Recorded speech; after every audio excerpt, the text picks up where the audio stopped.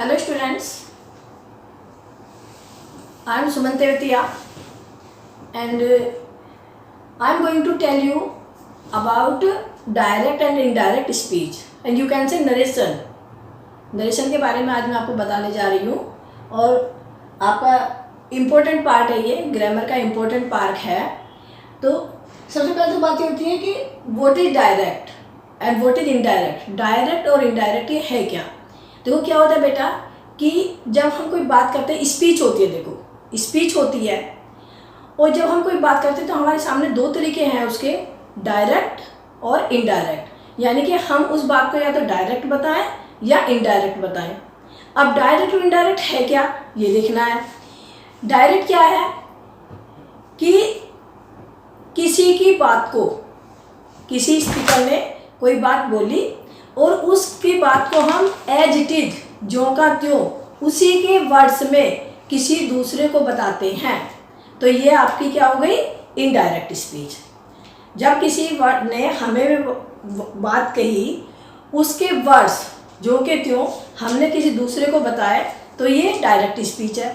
अब indirect speech क्या है कि जब स्पीकर के कहे हुए शब्दों को, स्पीकर ने जो वर्ड्स बोले हैं, स्पीकर ने जो सेंटेंस बोला है, उसके वर्ड्स को हम अपने वर्ड्स में या अपने भाषा में या अपने वर्ड्स में उसको बताते हैं दूसरे को, तो तब पता चलता है कि ये इनडायरेक्ट स्पीच है।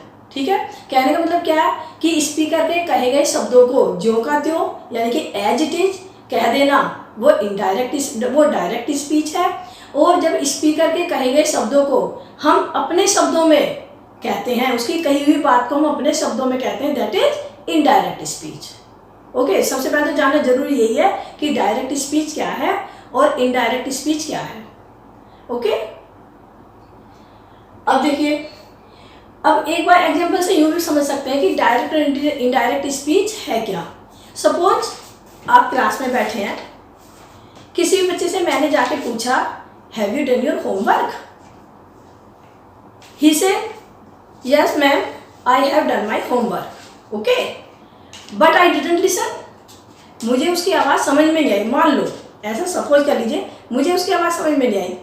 अब जो आप जस्ट उसके बराबर में बैठे, आपने उसकी बात सुन ली, तो आप क्या कहेंगे, yes ma'am, he is saying, he said that he has done his homework. अब देखो उसने क्या कहा, जब उसके वर्ड से, जिस बच्चे से मैंने डायरेक्ट पूछा है कि have you done your homework, उसने कहा yes ma'am, I have done my homework. उसका सेंटेंस क्या, आई हैव डन माई होमवर्क। लेकिन जब उसके फ्रेंड ने मुझे बताया तो उसने क्या कहा, he said that he has done his homework. कि मैम ये कह रहे हैं, इसने कहा कि उसने अपना काम कर लिया है। उस बच्चे ने तो मुझसे बताया कि यस मैम, मैंने अपना काम कर लिया है। अब मैंने सुना नहीं, अब उसी को तीसरा बच्चा बता रहा है, तो उसने कहा कि ये इसने कहा कि इसने अपना काम कर लिया है, तो वो क्या है, वो उसके सेंटेंस को, जैसे I have done my homework को उसने कहा he had done his homework, या he had done his homework, इस तरह। तो उसने अपने वर्ड्स में कहे, उसकी बात को उसने अपने वर्ड्स में कहा, तो ये इनडायरेक्ट स्पीच हो गई। समझ में आ गया। इस तरह से ये डायरेक्ट स्पीच और इनडायरेक्ट स्पीच। अब सबसे पहले तो बेटा इसके बेसिक समझ लीजिए कि होता क्या है। देखो, डायरेक्ट और इनडायरेक्ट स्पीच होते हैं, मतलब मेन है स्पीच आपकी। अब इस स्पीच के भी ये दो पार्ट्स हैं, direct speech and indirect speech. Okay, जो मैंने डायरेक्ट स्पीच क्या है एंड इनडायरेक्ट स्पीच क्या है। अब देख लीजिए, जो डायरेक्ट स्पीच है उसके टू पार्ट्स होते हैं। क्या होता है, रिपोर्टिंग क्लॉज और रिपोर्टेड स्पीच। रिपोर्टिंग क्लॉज या यूं समझ लीजिए, जो इन्वर्टेड कोमा से, इन्वर्टेड कोमा होती है ना, जैसे ये लगी हुई है, ये ऐसे ऐसे, ये इन्वर्टेड कोमा लगी हुई है। इन्वर्टेड कोमा से जो बाहर के सेंटेंस होता है, जो बाहर के वर्ड्स होते हैं, बाहर के सेंटेंस होते हैं, उसके थ्री पार्ट्स होते हैं।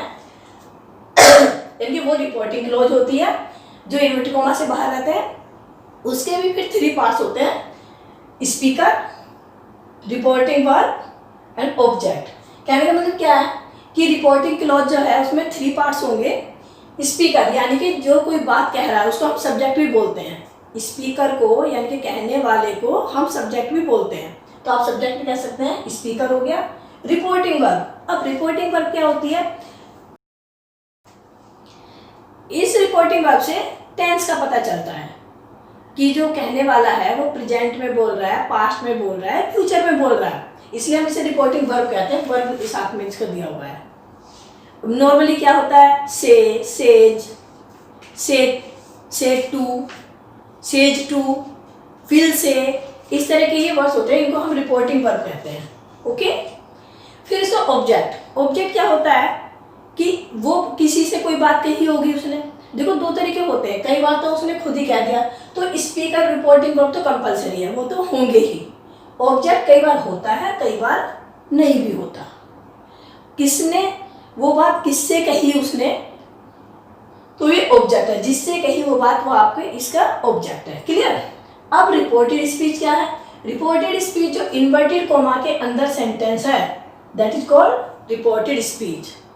भाई उसमें कोई जो उसने बात कही है वो इन्वर्टेड कॉमा के अंदर आपको मिलेगी और वो रिपोर्टेड स्पीच होती है।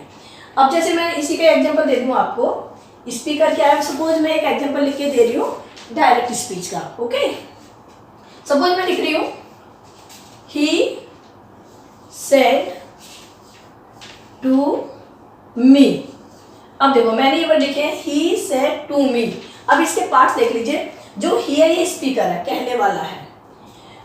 सेड टू यानी कि इससे मुझे पता चल गया, सेड यानी कि पास्ट में, ये पास्ट में बोल रहा है तो वर्ब पे मुझे पता चल गया सेड टू। और टू किस लिए आया? क्योंकि यहाँ पर ऑब्जेक्ट भी है। अगर यहाँ पर ऑब्जेक्ट नहीं होता तो ये ही सेड ही रहता, फिर टू नहीं लगता। अब यहाँ ऑब्जेक्ट भी है तो टू का यूज भी हुआ है, क्योंकि उसमें किसने किसको कहा। टू कहाँ लगता है? जहाँ ये बात आती है कि किसने किसको कहा, ये पता चले। अब ही ने मुझसे कहा, ही ने मुझसे कहा तो टू आ गया। ओके, और जब ये नहीं पता चलता कि किससे कहा तो फिर टू नहीं आता, फिर यहाँ पे ही सेड ओनली ये रहता। अब ये आया इसमें ही सेड टू मी। अब मी मुझसे कहा तो ये क्या हो गया? मी ऑब्जेक्ट। ओके, अब क्या होता है? भाई यहाँ पे कॉमा लग करके ये इन्वर्टेड कॉमा स्टार्ट हो जाती है। अब जो भी ही ने कहा वो सेंटेंस यहाँ से स्टार्ट होता है, उसके अपने वर्ड्स में होता है। सपोज इन्होंने कहा I am going to school today.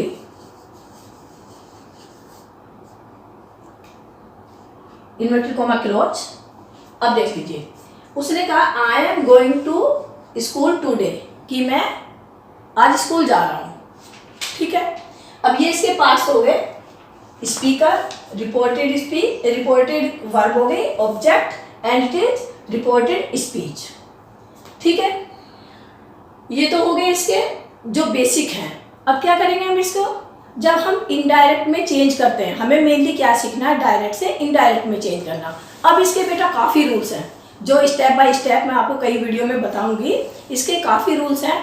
तो अब इसमें क्या है? जो चेंजेस होते हैं, मेन चेंजेस किस बेस पे होते हैं उसको देख लीजिए। यानी कि चेंजेस तो देखो काफ़ी होते रहते हैं, वो मैं स्टेप बाय स्टेप बता दूंगी, लेकिन जो 3 मेन चेंजेस है वो देख लीजिए यार। 3 main changes in reported speech when we change direct into indirect. जब हम डायरेक्ट से इनडायरेक्ट पे बदलते हैं तो 3 मेन चेंजेस होते हैं इसमें। क्या होता है बेटा? Change in tense. देखो चेंज इन टेंस यानी कि एक तो टेंस में चेंज होता है। किसके टेंस में चेंज होता है? जो रिपोर्टेड स्पीच है आपकी, जो रिपोर्टेड स्पीच है इसके टेंस में चेंज होता है। उसके रूल्स मैं आपको बताऊंगी। फिर आपके चेंज इन प्रोनाउन। कई बार जो जैसे आई है, ये आई क्या है? प्रोनाउन है। तो चेंज इन प्रोनाउन, एक तो इसके टेंस में चेंज। देखो ये जैसे एम है, इसको हम वोज में ले जाएंगे तो क्या है? ये टेंस अकॉर्डिंग चेंज हो गया। फिर चेंज इन प्रोनाउन यानी कि अगर प्रॉपर नाउन दिया है तब तो कोई बात ही नहीं है, proper noun never change. But जब प्रोनाउन दिया हुआ है तो प्रोनाउन हम सब्जेक्ट या ऑब्जेक्ट के अकॉर्डिंग चेंज करते हैं। ओके, एंड थर्ड है change in distance showing words. और तीसरा रूल है, जो मेन रूल है, कि जो डिस्टेंस सेविंग वर्ड्स होते हैं, डिस्टेंस को शो कर रहे हैं, डिस्टेंस शोविंग वर्ड्स होते हैं, उनमें हम चेंज करते हैं। इस सेंटेंस में ये तीनों चीज़ें मेन आई हैं। ठीक है, क्या आया, इसमें वर्ब भी आ गया, इसमें आपका प्रोनाउन भी आ गया और इसमें डिस्टेंस शोइंग वर्ड भी आ गया टुडे, 3 मेन आ गए। तो उसको तो मैं स्टेप बाय स्टेप बताऊंगी, लेकिन इसमें मैं आपको एक बार बता देती हूँ नॉर्मली कि तीनों चीज़ें कैसे आ गई।